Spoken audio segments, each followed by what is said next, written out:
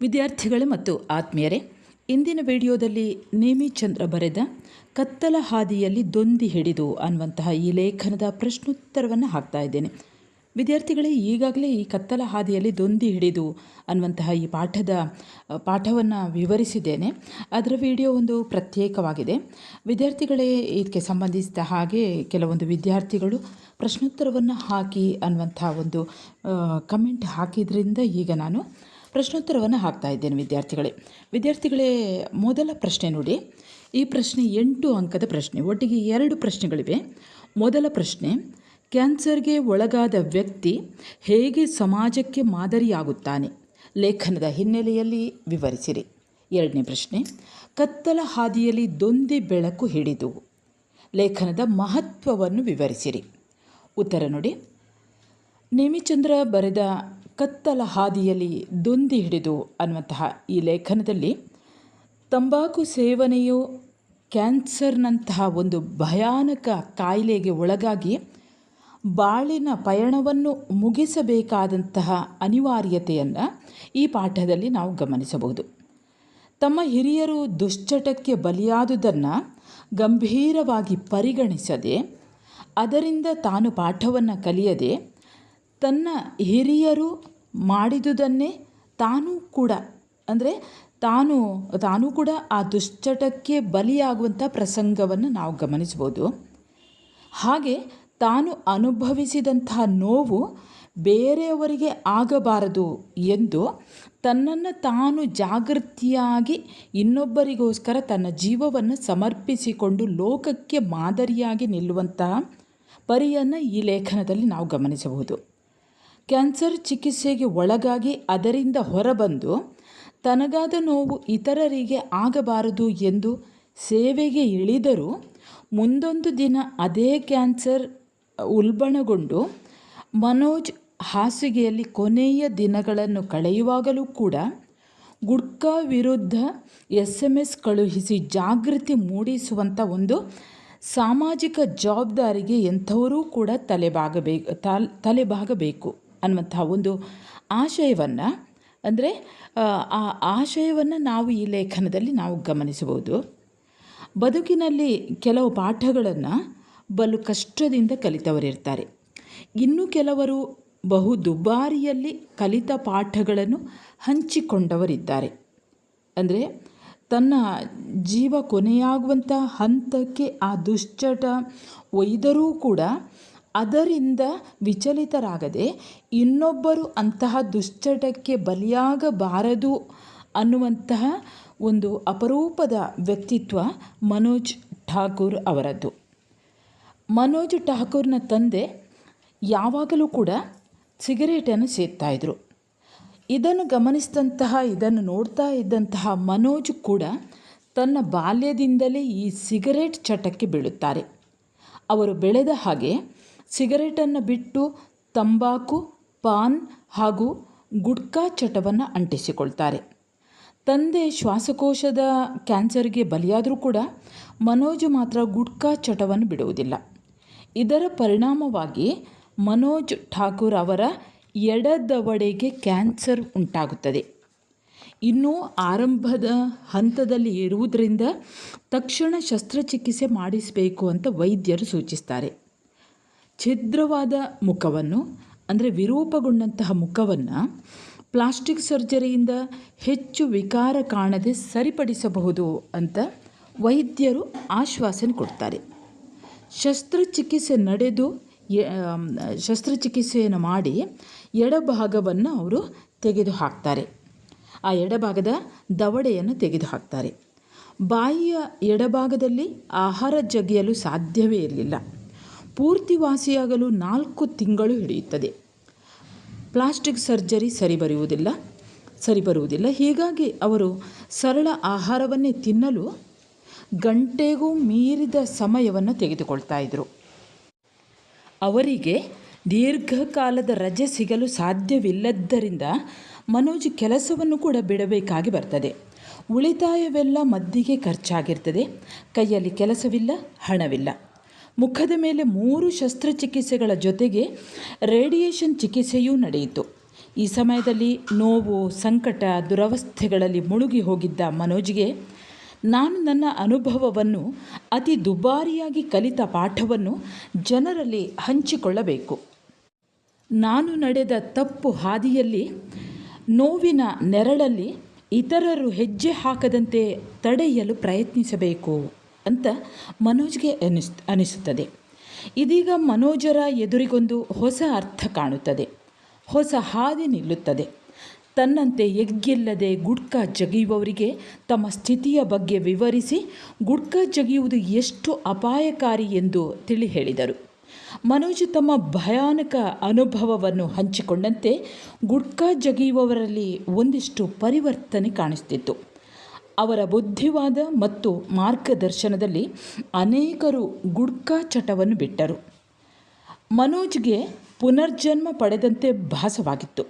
ಹೊಸ ಬದುಕನ್ನು ಆರಂಭಿಸಿದರು. ಗುಟ್ಕಾ ವಿರುದ್ಧ ತಮ್ಮದೇ ಆದ ಸಮರವನ್ನು ಸಾರಿದರು. ಮಾರ್ಗದರ್ಶಕರಾಗಿ, ಆಪ್ತ ಸಲಹೆಗಾರರಾಗಿ ಮನೋಜ್ ರೂಪುಗೊಂಡರು. ಅನೇಕರ ಬೆನ್ನು ಬಿದ್ದು ಚಟ ಬಿಡಿಸಿದರು. ಅದೇ ಅವರ ಬದುಕಿನ ಗುರಿಯಾಯಿತು. ಮನಸ್ಸಿಗೆ ತೃಪ್ತಿ, ಸಮಾಧಾನ ನೀಡಿತ್ತು. ವೈಯಕ್ತಿಕ ನೋವು, ದುಃಖ ಮರೆಯಾಯಿತು.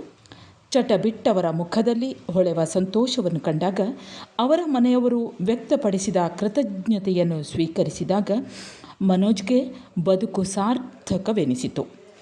ಮನೋಜ್ ತಂಬಾಕು ವಿರುದ್ಧ ದುಡಿಯುವ cat CAT crusade against tobacco ಇದರ ಸದಸ್ಯರಾದರು. ದೊಡ್ಡ ದೊಡ್ಡ ಸಭೆಗಳನ್ನು ಉದ್ದೇಶಿಸಿ ಮಾತನಾಡಿದರು. ಅವರ ಮಾತು, ಅನುಭವ ಜನರನ್ನು ನೇರ ತಲುಪಿತು. ಮನೋಜ್ ಬೀದಿ ನಾಟಕಗಳಲ್ಲಿ ಕೂಡ ಪಾಲ್ಗೊಂಡರು. ತಂಬಾಕು, ಗುಟ್ಕಾ ವಿರುದ್ಧ ಕರಪತ್ರ ಹಂಚಿದರು.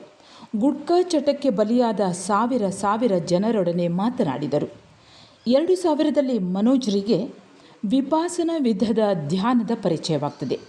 ಅದು ಅವರಿಗೆ ಒಳಗಿನ ಒತ್ತಡ, ನೋವು, ಕೋಪ, ಪರಿತಾಪ ಎಲ್ಲವನ್ನು ಹೊರಹಾಕಲು ಸಹಾಯಕವಾಗಿತ್ತು. ಮನಸ್ಸನ್ನು ತೊಳೆದು ಶಾಂತಗೊಳಿಸಿತು.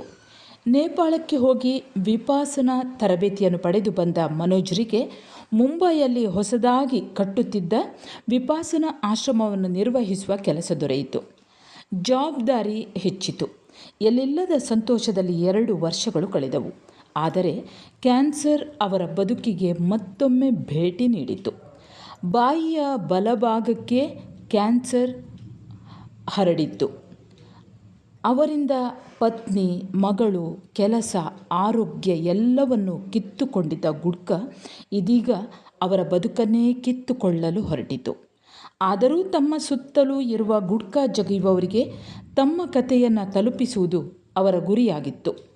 ತಮ್ಮ ಬದುಕಿನ ಕೊನೆಯವರೆಗೂ ಗುಟ್ಕಾ ವಿರುದ್ಧ ಹೋರಾಡಲು ನಿರ್ಧರಿಸಿದರು. ತಮ್ಮ ಬದುಕಿನ ಕೊನೆಯ ಗಳಿಗೆಯಲ್ಲೂ ಮನೋಜ್ ಆಸ್ಪತ್ರೆಯ ಹಾಸಿಗೆಯಿಂದ ಗುಟ್ಕಾ ವಿರುದ್ಧ SMS ಕಳಿಸುತ್ತಿದ್ದರು. ಬದುಕು ಎಲ್ಲವನ್ನು ತಮ್ಮಿಂದ ಕಸಿದುಕೊಂಡರೂ ಇತರರ ಬದುಕನ್ನು ಸಾವರಿಸಲು ಬದುಕಿದ ಮನೋಜ್ 2003ರ ಮೇ 17ರಂದು ತೀರಿಕೊಂಡರು. ಹಾಗೆ ವಿದ್ಯಾರ್ಥಿಗಳೇ, 5 ಅಂಕದ ಪ್ರಶ್ನೆ ಈ ರೀತಿ ಬರ್ತವೆ ನೋಡಿ. ಮನೋಜ್ ಅವರ ಗುಟ್ಕಾ ವಿರುದ್ಧದ ಹೋರಾಟ ಕುರಿತು ವಿವರಿಸಿರಿ. 2ನೇ ಪ್ರಶ್ನೆ, ಮನೋಜ್ ಅವರ ಕ್ಯಾನ್ಸರ್ ವಿರುದ್ಧ ಹೋರಾಟದ ಕುರಿತು ತಿಳಿಸಿರಿ. ವಿದ್ಯಾರ್ಥಿಗಳೇ, ಈ 2 ಪ್ರಶ್ನೆಗೂ ಕೂಡ 8 ಅಂಕದ ಉತ್ತರವನ್ನು ನೋಡಿದೆವು ನೋಡಿ. ಅದೇ ಉತ್ತರವನ್ನು ಸ್ವಲ್ಪ ಸಂಕ್ಷಿಪ್ತವಾಗಿ ಬರೆದರೆ ಸಾಕಾಗ್ತದೆ. ಈ ಕಥೆ ನಿಮಗೆ ಈಗಾಗಲೇ ತಿಳಿದಿದೆ. ಅದನ್ನು ಸ್ವಲ್ಪ ಸಂಕ್ಷಿಪ್ತವಾಗಿ ಸಣ್ಣದಾಗಿ ಸ್ವಲ್ಪ ಬರೆದರೆ ಸಾಕಾಗ್ತದೆ. 5 ಅಂಕ ಖಂಡಿತವಾಗಿ ದೊರೆಯುತ್ತದೆ. ಇನ್ನು ಮುಂದೆ ನಾವು ಸಂದರ್ಭಕ್ಕೆ 2 ಪ್ರಶ್ನೆಗಳನ್ನು ಕೊಟ್ಟಿದ್ದಾರೆ. ಮೊದಲ ಪ್ರಶ್ನೆ ನೋಡಿ, ಮನೋಜ್ ಎಡದವಡೆಗೆ ಕ್ಯಾನ್ಸರ್ ಬಡಿದಿದೆ. ಉತ್ತರ ನೋಡಿ, ಈ ಮೇಲಿನ ಸಾಲನ್ನು ನೇಮಿಚಂದ್ರ ಬರೆದ ಕತ್ತಲ ಹಾದಿಯಲ್ಲಿ ದೊಂದಿ ಹಿಡಿದು ಎನ್ನುವ ಲೇಖನದಿಂದ ಆಯ್ದುಕೊಳ್ಳಲಾಗಿದೆ. ಈ ಮಾತನ್ನು ವೈದ್ಯರು ಮನೋಜ್ ಅವರಿಗೆ ಹೇಳುತ್ತಾರೆ. ಬಾಲ್ಯದಿಂದಲೇ ಸಿಗರೇಟ್ ಚಟಕ್ಕೆ ಬಿದ್ದ ಮನೋಜ್ ಬೆಳೆದಂತೆಲ್ಲ ಸಿಗರೇಟು ಬಿಟ್ಟು ಗುಟ್ಕಾ ಚಟಕ್ಕೆ ಅಂಟಿಕೊಳ್ಳುತ್ತಾರೆ. ತಂದೆ ಸಿಗರೇಟ್ ಸೇವನೆಯಿಂದಾದ ಶ್ವಾಸಕೋಶದ ಕ್ಯಾನ್ಸರಿಗೆ ಬಲಿಯಾದರೂ ಕೂಡ ಗುಟ್ಕಾ ಚಟವನ್ನು ಅವರು ಬಿಡುವುದಿಲ್ಲ. ಒಂದು ದಿನ ಅವರ ಕೆಳಗಿನ ಎಡದವಡೆಯಲ್ಲಿ ಸಣ್ಣಗೆ ನೋವು ಕಾಣಿಸಿಕೊಳ್ಳುತ್ತದೆ. ನೋವು ನಿವಾರಣೆಯ ಗುಳಿಗೆಗೆ ನೋವು ಶಮನವಾಗದೇ ಇದ್ದಾಗ ಮನೋಜ್ ಅವರು ವೈದ್ಯರನ್ನು ಕಾಣುತ್ತಾರೆ. ಆಗ ವೈದ್ಯರು ಈ ಮೇಲಿನಂತೆ ಹೇಳುತ್ತಾರೆ. ಇನ್ನು ಎರಡನೇ ಪ್ರಶ್ನೆ ನೋಡಿ, ಕ್ಯಾನ್ಸರ್ ವಿರುದ್ಧ ಹೋರಾಡುತ್ತಲೇ ಮುಂದುವರಿದರು. ಉತ್ತರ ನೋಡಿ, ಈ ಮೇಲಿನ ಸಾಲನ್ನು ನೇಮಿಚಂದ್ರ ಅವರು ಬರೆದ ಕತ್ತಲ ಹಾದಿಯಲ್ಲಿ ದೊಂದಿ ಹಿಡಿದು ಅನ್ನುವಂತಹ ಲೇಖನದಿಂದ ಆರಿಸಿಕೊಳ್ಳಲಾಗಿದೆ. ಈ ಮಾತನ್ನು ಮನೋಜ್ ಅವರು ಕ್ಯಾನ್ಸರ್ ವಿರುದ್ಧದ ಹೋರಾಟದಲ್ಲಿ ತಮ್ಮ ಜೀವನವನ್ನು ನಡೆಸುವುದನ್ನು ನೋಡಿದಂತಹ ಲೇಖಕಿಯವರು ಈ ಮಾತನ್ನು ಹೇಳ್ತಾರೆ. ಗುಡ್ಕಾ ಜಗಿಯುವ ಅಸಂಖ್ಯಾತ ಜನರಿಗೆ ತಮ್ಮ ಅನುಭವವನ್ನು ಹೇಳಿ ಅವರನ್ನು ಗುಡ್ಕಾ ಚಟದಿಂದ ಬಿಡಿಸಲು ಮನೋಜ್ ಪ್ರಯತ್ನಿಸ್ತಾರೆ. ಈ ಪ್ರಯತ್ನದಲ್ಲಿ ಅವರು ತೃಪ್ತಿ ಸಮಾಧಾನವನ್ನು ಕೂಡ ಪಡೆಯುತ್ತಾರೆ. ಅವರು ತುಂಬ ಈ ವಿರುದ್ಧ ಅಂದರೆ ತಂಬಾಕಿನ ವಿರುದ್ಧ ದುಡಿಯುವಂತಹ ಕ್ಯಾಟ್ನ ಸದಸ್ಯರೂ ಕೂಡ ಆಗ್ತಾರೆ. ಮುಂಬಯಿಯ ವಿಪಾಸನಾ ಆಶ್ರಮವನ್ನು ನಿರ್ವಹಿಸುವ ಜವಾಬ್ದಾರಿಯನ್ನು ಕೂಡ ಅವರು ಹೊತ್ಕೊಳ್ತಾರೆ. ಹೀಗೆ ಅವರು ಸಂತೋಷದಿಂದ 2 ವರ್ಷವನ್ನು ಕಳೆಯುತ್ತಾರೆ. ಆದರೆ ಕ್ಯಾನ್ಸರ್ ಮತ್ತೆ ಅವರ ಬದುಕಿನಲ್ಲಿ ಪ್ರವೇಶಿಸ್ತದೆ. ಈ ಸಲ ಅವರ ಬಲಬಾಯಿಯ ಬಲದವಡೆಗೆ ಕ್ಯಾನ್ಸರ್ ಹರಡಿರ್ತದೆ.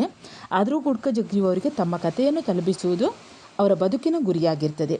ತಮ್ಮ ಬದುಕಿನ ಕೊನೆಯವರೆಗೂ ಗುಡ್ಕಾ ವಿರುದ್ಧ ಹೋರಾಡಲು ನಿರ್ಧರಿಸಿದಂಥ ಅವರು ತಮ್ಮ ಜೀಪಿನಲ್ಲಿ ನಗರದ ಮೂಲೆ ಮೂಲೆಗೆ ಹೋಗಿ ತಮ್ಮ ಸಂದೇಶವನ್ನು ತಲುಪಿಸ್ತಾ ಇದ್ರು ಅನ್ನೋದನ್ನು ಹೇಳುವಂತಹ ಸಂದರ್ಭದಲ್ಲಿ ಲೇಖಕಿಯವರು ಈ ಮೇಲ್ನಂತೆ ಹೇಳುತ್ತಾರೆ. ಇನ್ನು ವಿದ್ಯಾರ್ಥಿಗಳೇ, ಮನೋಜ್ ಠಾಕೂರ್ ಅನ್ನುವಂಥ ವಿಷಯದ ಕುರಿತು ಟಿಪ್ಪಣಿ ಬರೆಯಿರಿ ಅನ್ನುವಂಥ ಪ್ರಶ್ನೆ ಬರ್ಬೋದು. ಮನೋಜ್ ಠಾಕೂರ್ ಬಗ್ಗೆ ಏನು ಹೇಳ್ತೀರಿ ನೋಡಿ, ಅದೇ ಉತ್ತರವನ್ನು ಬರೆಯಿರಿ. ಇನ್ನು 1 ಅಂಕದ ಪ್ರಶ್ನೆ ನೋಡಿ, ಕತ್ತಲ ಹಾದಿಯಲ್ಲಿ ದೊಂದಿ ಹಿಡಿದು ಅನ್ನುವಂತಹ ಲೇಖನದ ಲೇಖಕಿ ಯಾರು? ಉತ್ತರ ನೇಮಿಚಂದ್ರ. 2ನೇ ಪ್ರಶ್ನೆ ನೋಡಿ, ಈ ಲೇಖನದ ಆಶಯವೇನು?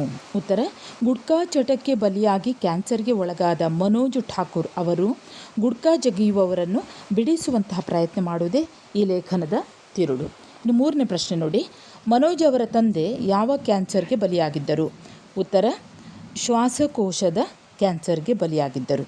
4ನೇ ಪ್ರಶ್ನೆ, ಮನೋಜ್ ಅವರ ಕ್ಯಾನ್ಸರ್ಗೆ ಕಾರಣ ಯಾವುದು? ಉತ್ತರ, ಗುಡ್ಕಾ ಚಟ ಅಥವಾ ಗುಡ್ಕಾ ಜಗಿಯುವ ಚಟ. 5ನೇ ಪ್ರಶ್ನೆ, ಮನೋಜ್ ಅವರಿಗೆ ಕ್ಯಾನ್ಸರ್ ಮೊದಲು ಕಾಣಿಸಿದ ಭಾಗ ಯಾವುದು? ಉತ್ತರ, ಎಡದವಡೆ. 6ನೇ ಪ್ರಶ್ನೆ, ಮನೋಜ್ ಅವರಿಗೆ 2ನೇ ಸಲ ಕ್ಯಾನ್ಸರ್ ಕಾಣಿಸಿದ್ದು ಎಲ್ಲಿ? ಉತ್ತರ, ಬಾಯಿಯ ಬಲಭಾಗದಲ್ಲಿ. 7ನೇ ಪ್ರಶ್ನೆ, ಮನೋಜ್ ಅವರು ಸಮಾಜಕ್ಕೆ ಮಾದರಿಯಾದ ಕೆಲಸ ಯಾವುದು? ಉತ್ತರ ನೋಡಿ, ಮನೋಜ್ ಅವರ ಸಮಾಜಕ್ಕೆ ಮಾದರಿಯಾದ ಕೆಲಸ ಗುಡ್ಕಾ ಜಗಿಯುವವರನ್ನು ಬಿಡಿಸುವುದು. 8ನೇ ಪ್ರಶ್ನೆ, ಮನೋಜ್ ಅವರ ಬದುಕಿನ ಹೋರಾಟ ಯಾವುದು? ಉತ್ತರ, ಗುಡ್ಕಾ ವಿರುದ್ಧದ ಅಥವಾ ಕ್ಯಾನ್ಸರ್ ವಿರುದ್ಧದ ಹೋರಾಟ.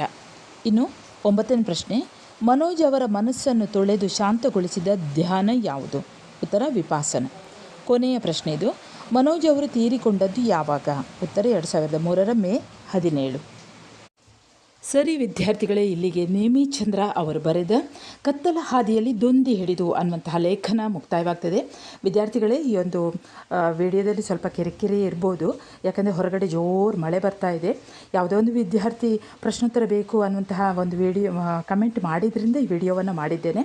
ಯಾಕಂದರೆ ನಿಮಗೆ ವಿದ್ಯಾರ್ಥಿಗಳಿಗೆ ಒಳ್ಳೆಯ ಅಂಕಗಳನ್ನು ನೀವು ಗಳಿಸ್ತೀರಿ. ಆದರೆ ಅದರಿಂದ ಸಿಗುವಂತಹ ಖುಷಿ ಇದೆಯಲ್ಲ, ಅದೇ ನನ್ನ ಖುಷಿ.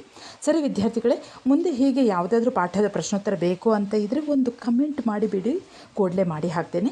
ಸರಿ ವಿದ್ಯಾರ್ಥಿಗಳೇ, ಇನ್ನು ಮುಂದೆ ಹೊಸ ವಿಷಯದೊಂದಿಗೆ ಮತ್ತೆ ಬರುತ್ತೇನೆ. ಅಲ್ಲಿಯವರೆಗೆ ನಮಸ್ಕಾರ.